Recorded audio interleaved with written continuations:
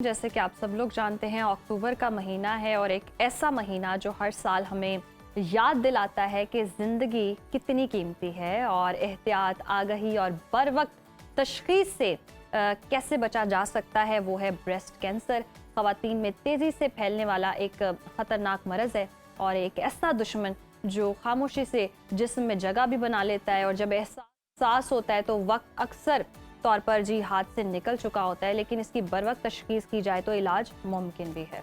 आदाद शुमार पर भी नज़र डाली जाए तो बड़े चौंका देने वाले हैं। पाकिस्तान में रोज़ाना तकरीबन 100 के करीब ख़वातीन हैं जो कि इस बीमारी के बायस अपनी जान गंवा बैठती हैं।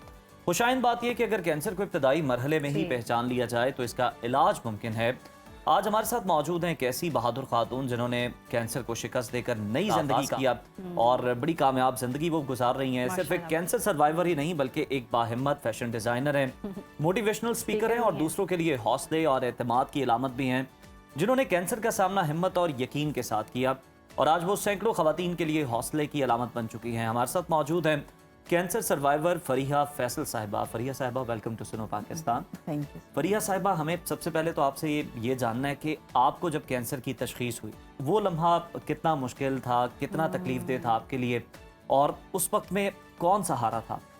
अच्छा, ये जो आपको डायग्नोज होता है ऑब्वियसली वो एक मुश्किल टाइम होता है आपको। और जब मुझे डायग्नोज हुआ था, अभी जैसे हम बात कर रहे थे 2006 की बात मैं आपको बता रही हूँ, उस टाइम पे तो आपको पता है कि आपके सामने इतने सर्वाइवल भी नहीं नज़र आते थे, यहाँ पे बात करते थे बिकॉज लोग इसके बारे में बात भी नहीं करना चाहते। जो डायग्नोज हो गए ठीक भी हो जाते वो भी नहीं इसके बारे में बात करते।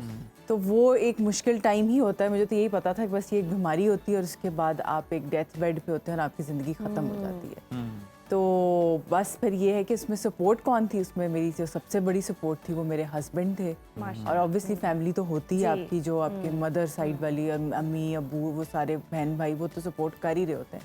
लेकिन मेरी शादी को सिर्फ 6 महीने हुए थे, तो मेरा ख्याल है कि मेरे हस्बैंड का इस बीमारी को मेरे साथ फाइट करने में से बहुत बड़ा रोल है।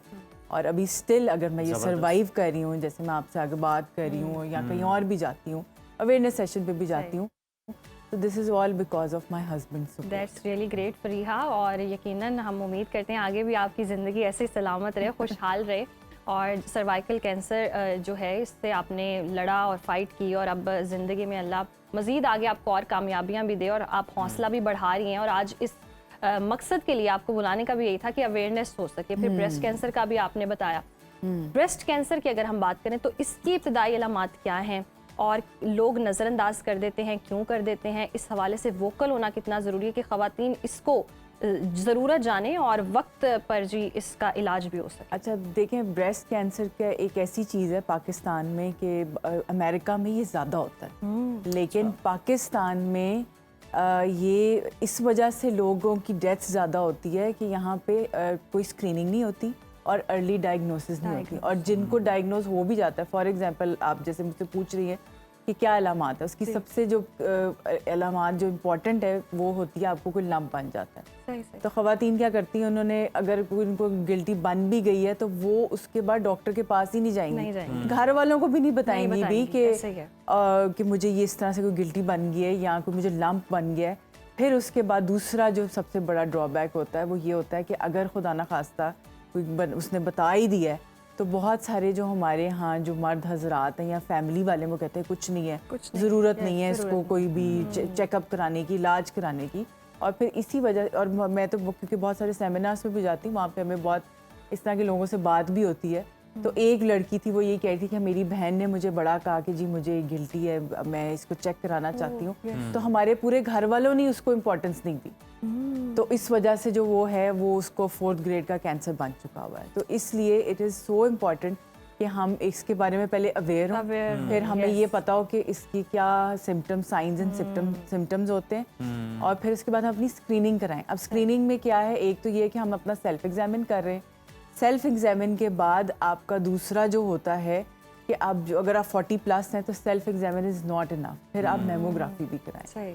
और अगर उससे पहले खुदा ना खास्ता अगर आपको लम्प बनता है या कोई गिल्टी बनती है तो उसको आपने इग्नोर नहीं करना है, उसको फ़ौरन जाकर डॉक्टर से रुजू करना है। देखिए हर जो कोई गिल्टी आपकी अगर ब्रेस्ट में या इस तरह से है तो वो कैंसर नहीं होगा। नहीं हो सकता। आप इस डर से ना जाएंगे जी कि yes. ये पता नहीं कैंसर होगी, क्योंकि ब्रेस्ट की और बहुत सारी कंडीशन फरीहा, होती हैं। जिस तरह से आप भी हम अवेयरनेस के हवाले से बात करें कि वो देना बहुत ज़रूरी है, मकसद भी हमारा यही है, उसी पर हम काम कर रहे हैं। सर्वाइकल कैंसर की आप सर्वाइवर हैं और इस वक्त बच्चियों को वैक्सीन लगवाई जा रही है। पंजाब गवर्नमेंट का बड़ा अच्छा इनिशिएटिव है और कुछ लोग इस पर प्रोपेगेंडा भी कर रहे हैं। इस पर आप क्या मैसेज देना चाहते हैं? देखिए मैं ये मैसेज देना चाहती हूँ इस पे कि जब मुझे डायग्नोज हुआ था ना, मैंने आपको बताया 2006 में मुझे डायग्नोज हुआ था, उस टाइम पे अमेरिका में ये वैक्सीन लगनी शुरू हो गई थी। सही। और हम अब देखें अब कितने साल गुजर गए हैं इसको, उससे लगाएं 10 साल, मतलब 15 साल हो गए। 15 साल हो गए। 15 इयर्स में उसमें इम्प्रूवमेंट भी आई होगी और वो वैक्सीन इम्प्रूव भी हुई होगी और उसके डाउन द लाइन आपने रिजल्ट भी देख लिए होंगे। अमेरिका में अभी भी वही रेशो है जो उस टाइम में था, लेकिन अब वो रेशो जो हम आपको नजर आ रहा है, वहाँ की आबादी बढ़ गई लेकिन रेशो वही रह गई है सर्वाइकल कैंसर के होने की। तो मेरे हिसाब से तो आपको बिल्कुल ये वैक्सीन लगानी चाहिए। वो कहते हैं ना बेटर सेफ देन सॉरी, तो आप अपने सेफ्टी के लिए आपको ये करना है। अच्छा फरीहा, ये भी कहा जाता है कि ये जो सर्वाइवल कैंसर होता है इसमें ज़रा मराहिल जो हैं वो बड़ी मुश्किल होते हैं, बहुत ज़्यादा। कुछ लोग ये बताते हैं, डॉक्टर्स ये बताते हैं कि आपके अपने भी जो होते हैं वो किसी मरहले पर आपसे थोड़ा सा जो है इज्तनाब कर रहे होते हैं आपके करीब आने से। ये क्या वजह है, इस पर इस तरह से क्यों बात की जाती है? ये बस ये सिर्फ बातें हैं, क्योंकि कोई भी कैंसर जो है वो कोई छूत की बीमारी नहीं है, किसी को नहीं है, हाँ किसी को नहीं कांटेक्ट से नहीं लग सकता। सही। या फिर इलाज के लिए कि महंगा बहुत होता है, लोग इतना अफोर्ड नहीं कर सकते, क्योंकि ऑब्वियसली जिस किसी ऐसे बंदे को है जो अफोर्ड नहीं कर सकता इलाज, वो तो कैंसर का वर्ड सुनकर ही ज्यादा परेशान ये हो जाएगा कि अब मैं इलाज कैसे करवाऊंगा। हाँ, वो आप बिल्कुल सही कह रही हैं कि ट्रीटमेंट इज वेरी एक्सपेंसिव, कि मिडिल क्लास के लिए भी it is getting out of reach, वहाँ बाहर निकलता जा रहा है। बट स्टिल हमारे यहाँ बहुत सारे हॉस्पिटल हैं जो कि इसका फ्री ट्रीटमेंट प्रोवाइड कर रहे हैं। सही। तो ऐसा कोई ऐसी चीज़ नहीं है कि मैं कहूँ कि आप इलाज फिर ये सोच के तो आप इलाज ना करें जी मेरे पास पैसे नहीं है। yes, वो आपके लिए अब अल्लाह मियां ने आपका यही टेस्ट लिखा हुआ है कि आपको इस तरह ही ट्रीटमेंट कराना है, और फ्री ट्रीटमेंट बहुत जगहों से हो रहा है। सही। खुदा ना खास्ता अगर किसी को हो जाए तो फ्री ट्रीटमेंट भी है। अच्छा, हम ये भी जानना चाह रहे हैं कि ऑब्वियसली आपने सर्वाइव किया और उसके बाद अब माशाल्लाह आप हमारे साथ मौजूद भी हैं, तो इससे पहले की ज़िंदगी और बाद की ज़िंदगी में साइकोलॉजिकली क्या असरात आते हैं, फिजिकली क्या असरात रहते हैं, लाइफ सेम रहती है? अच्छा, मैं तो खैर बहुत ज़्यादा उस टाइम पे जिसको कहते हैं ना यंग थी, और शादी को भी 6 मंथ हुए थे, तो मुझे पहले की लाइफ का तो नहीं पता। पहले की लाइफ शायद ये थी कि I want to live regular life, जैसे आप आम जिंदगी गुजारते हैं। अच्छा, शादी होगी, बच्चे होंगे और एक लाइफ चलेगी, हाउस वाइफ होंगी या थोड़ा बहुत काम कर लूँगी, बिकॉज मैं फैशन डिज़ाइनर थी, मेरी डिग्री उसमें थी। लेकिन जब मुझे ये डायग्नोज हुआ उसके बाद फिर यू स्टार्ट थिंकिंग, फिर मैंने PI में इंस्टीट्यूट में भी जॉब की, तो वहाँ से मुझे एक इंसाइट मिलना शुरू होगी कि नहीं, आई हैव अ पर्पस, कि मुझे अल्लाह मियां ने अगर बचाया तो मुझे अपना पर्पसफुल लाइफ गुजारनी है। तो मैंने इसीलिए अपनी जॉब भी छोड़ दी और उसी की जुस्तजू में बस मैं ये अवेयरनेस कैंपेन या कोई भी इस तरह की चीज़ हो रही है। बिल्कुल फरीहा, आपके प्लान्स कुछ और होते हैं, कुदरत के कुछ और प्लान होते हैं आपके लिए, और आगे चल के यकीनन आप दूसरे लोगों के लिए भी इंस्पिरेशन बन रहे होते हैं। फरीहा, आप जिस स्टेज पे थी, आपको जब डायग्नोस हुआ, क्या आप कीमो के फेज से गुजरी या नहीं? आपका लकीली मैं कीमो वाले फेज में, मेरी कीमो थी, ठीक है, लेकिन वो इस तरह की नहीं थी कि मैं कहूँ कि मेरे बाल बिल्कुल ख़त्म हो गए और मतलब बिल्कुल, जिसमें आपको पता ना थोड़ा सा वो एक वो लोगों को ये भी होता है कि अच्छा हमारे बाल ख़त्म हो गए, आईब्रोज ख़त्म होगी, तो मेरे साथ ये नहीं हुआ। तो अगर जो लोग कीमो लगवा रहे होते हैं, आप चूंकि बहुत ज़्यादा बात भी कर रही होती हैं, मोटिवेशनल स्पीकर भी हैं, ऐसे लोगों को आप हौसला भी दे रही होती हैं, और तो उनका क्या बताना है, कितना मुश्किल होता है, क्या कितना तकलीफ अमल ये होता है? देखिए, ये बहुत तकलीफ अमल है, जितना मुझे पता है, जितने मेरे फ्रेंड्स हैं सर्कल में, बिकॉज आप देखें कि ख़वातीन की एक ब्यूटी जो होती है वो उनकी बालों में होती तो है, इससे हम डिनाई नहीं कर सकते। लेकिन देखिए, ये एक टेम्परेरी फेज है, वो बाल आपके वक्ती तौर पे जाने, उसके बाद बाल आपके आ जाने। प्लस उसमें एडिशनल ये है कि हमारे पास बहुत सारे अब चीज़ें अवेलेबल हैं। पहले पुराने ज़मानों में तो वेग और ये चीज़ मिलती नहीं थी, अब तो इतनी वेग्स आ गई हैं, इतनी एक्सटेंशन है और ज़बरदस्त कि पता ही नहीं चलता कि असली बाल कौन से अब तो और वो भी नकली use- कौन से। तो वो भी यूज कर रहे होते हैं जिनके बाल हैं, हाँ, अपने बाल तो बचाने वही के कह रही लिए। ना, अपने बाल बचाने के लिए टीवी में तो बहुत सारे लोग इस तरह यूज कर रहे होते हैं। तो हमें, हमारे पास ऑप्शन है तो हम वो उस ऑप्शन को अवेल कर सकते हैं। तो अभी वो वही बात है ना, ये आपका माइंडसेट है कि आप किस दिमाग को किस तरह से आप ट्रेन कर रहे हैं। सही। अच्छा फरीहा, अब हम स्टेजेस का भी जिक्र कर लेते हैं। अक्सर ऐसे होता है कि साइलेंटली किसी को हुआ है और कोई बर वक्त इलाज नहीं करवा रहा और किसी ऐसी स्टेज पर पहुंच चुके हैं कि जहां इलाज अब मुमकिन नहीं है, तो वो क्या कंडीशन होती है, वहां से बच के वापस आया जा सकता है?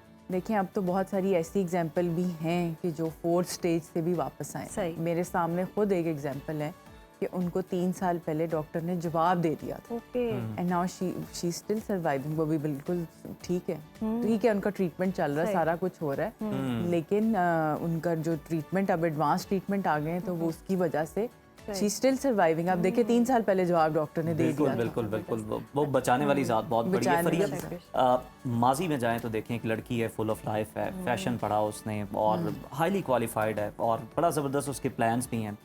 फिर इस तरह से कैंसर डायग्नोज होना, अब आपका ज़िंदगी को देखने का इस वाक़े के बाद क्या नज़रिया है, क्या चेंज आया, क्या तब्दीली है?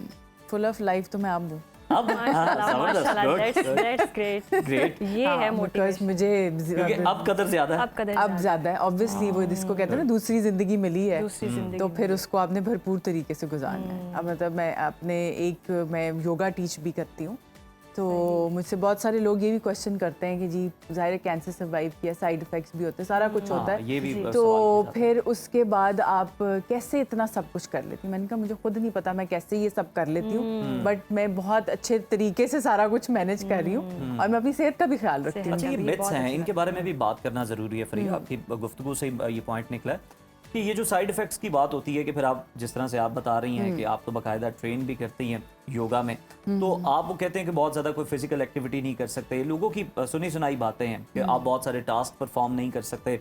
इसके बारे में बताइएगा, ये कितना सही है और कितना गलत है? देखिए, जब ट्रीटमेंट ख़त्म होता है ना, कोई भी ट्रीटमेंट है, इसके लिए आपको कोई हार्ट बाईपास ही हो गया या कोई भी ऐसा ट्रीटमेंट है, तो उसके बाद आपकी बॉडी को रिकवर होने के लिए टाइम लगता है। तो वो किसी का साल होगा, किसी का 2 साल होगा, कीमो के भी इसी तरह होते हैं। उसके बाद आपने खुद अपने ऊपर स्टैंड लेना है। अब वो क्या है, वो आपका हेल्दी लाइफस्टाइल है, स्ट्रेस फ्री लाइफ है और इस बीमारी को अपने दिमाग से निकालना दिमाग से जरूरी निकालना yes, ज़रूरी है है कि आप इस डर में ना रहें कि ये हाँ, जिस्म से निकल गई, अब दिमाग भी निकाल दे तो और क्या दिमाग होगा? से बहुत अरसे में निकलती है। मैं अगर अपनी बात करूं, मुझे भी बहुत टाइम लगा टाइम लगा। आपके साथ एक फियर अटैच हो जाता है कि भाई ये मुझे दोबारा तो नहीं हो जाएगी। अभी भी कोई भी चीज होती है, कोई नॉर्मल सी भी चीज हो रूटीन में, सही। तो मेरा भी पहला शक उसी पे जाता है और मेरी डॉक्टर का भी उसी पे जाता सही। है। अच्छा, तो हम ये पहले तो उस बात है कि बाद में हम ऑब्वियसली डाउट कर रहे होते हैं, लेकिन माशाल्लाह से अल्लाह रखे उसे कौन चखे। हमने तो ये अब देख भी लिया, एग्जाम्पल हमारे पास है। तो वो लड़कियां, वो खवातीन जो शर्माती हैं, झिझकती हैं, टेस्ट भी नहीं करवाती हैं और खौफ भी खाती हैं, उनके लिए आप लास्टली क्या मैसेज देना चाहेंगे? और दूसरा मैं ये भी कहना चाहूँगी कि जैसे कि आप मोटिवेशनल स्पीकर भी हैं, हौसला अफजाई भी होती है, तो जो फर्स्ट स्टेज है जिनकी, उनके लिए क्या मैसेज है कि जिनको अभी कैंसर स्टार्ट हुआ है? जो फर्स्ट स्टेज वाले हैं उनके लिए तो यही है कि वो फौरन से डॉक्टर के पास जाएं और अपना ट्रीटमेंट कराएं, क्योंकि इसमें जितना आप जल्दी जाएंगे उतना आपका आसान ट्रीटमेंट होगा। हो सकता है आपको कीमो भी ना लगे, कोई आपको सर्जरी भी ना करानी पड़े, एक आपको वो गोली देंगे और उससे आप you are good to go. और दूसरा आपका सवाल जरा दोबारा से मुझसे पूछें। लास्टली मैसेज जो खौफ खाती हैं, जो अच्छा, डरती जो हैं, खौफ खाती है, देखिए किसी भी चीज़ से आपको खौफ खाने की ज़रूरत नहीं, बचाने वाली अल्लाह की ज़ात है। और आप अपना जो है, हमारा क्योंकि लाइफस्टाइल अब बहुत चेंज हो गए हुए हैं, तो हम खाली इस पर नहीं रह सकते कि भी कि बस अल्लाह पे छोड़ दें सारा। अल्लाह पे ज़रूर छोड़ें, लेकिन अल्लाह ताला ने साथ ये भी कहा है कि जो सहूलियात अवेलेबल है उनको अवेल कुछ करें। अपनी भी एफर्ट्स करें। हाँ, अपनी भी एफर्ट्स करें। बिल्कुल, खुद पे भी जनाब आपको यकीन रखना है, भरोसा रखना है और खुद से भी कोशिश करते रहना है और यकीन ऑब्वियसली अल्लाह ताला की ज़ात पर ही आपको रखना है। बहुत शुक्रिया फरिया आपके वक्त का।